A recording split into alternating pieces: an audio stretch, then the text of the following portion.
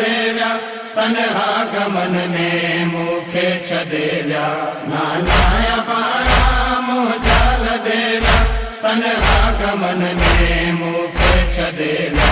नानाया पारा मोजाल देव्या तन्हागमन में मुखे छदेव्या कहड़े सबब में छदे मुखे हिकड़ी कहड़े सबब में छदे मुखे हिकड़ी बाकी आल सारो पण सां वठी विया नानाया पारा मोजाल देव्या तन्हागमन में मुखे छदेव्या नानाया पारा मोजाल देव्या तन्हागमन में मुखे छदेव्या करे बलज जंहिं पल कयूं थे तयारी वधंदी वञे थी मुंहिंजी बीमारी करे बलज जंहिं पल कयूं थे तयारी वधंदी वञे थी मुंहिंजी बीमारी असगर बि प्यारो मूं ॾे न राहियूं असगर बि प्यारो मूं ॾे न राहियूं वे तर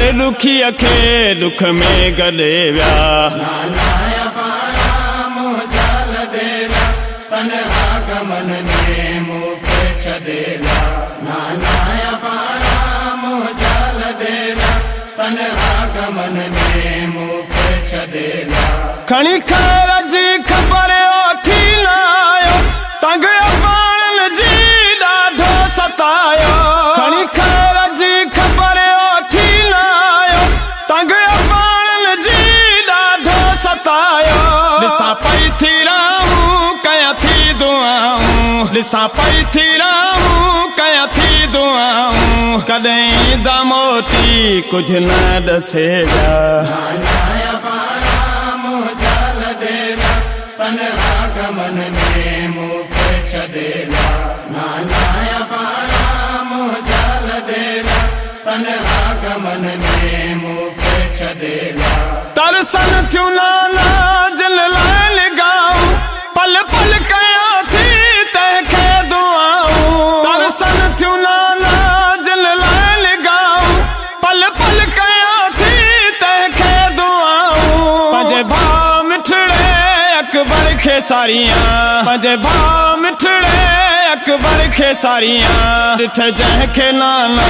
वरी लंघी विया नानाया पारा मोजाल देव्या तन्हागमन में मुखे छदेव्या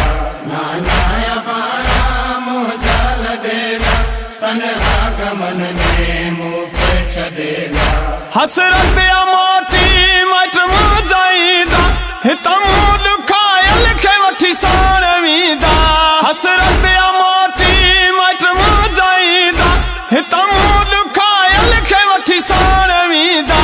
बेवस हवेली में अकेली गुज़ारियां बेवस हवेली में अकेली गुज़ारियां वीरान मदीनो सारो करे विया नानाया पारा